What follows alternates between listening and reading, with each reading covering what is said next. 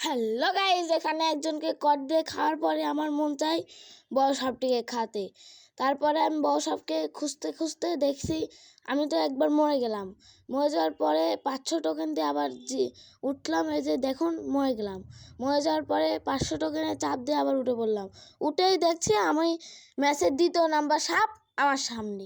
এবার তো তোমাদের ভাই বুঝোই তো, আপনারা দেখতে থাকুন।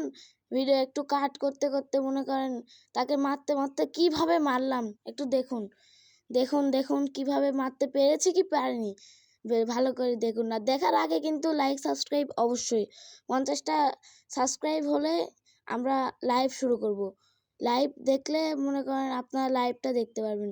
দেখুন সে মানে বুঝে গেছে যে আমি তাদের সামনে। আর এটা দেখুন লোকেশন দেখাচ্ছে এটাই। তারপরে যে সে মাথায় বের করছে না, কিন্তু ছোট সাপটার জন্য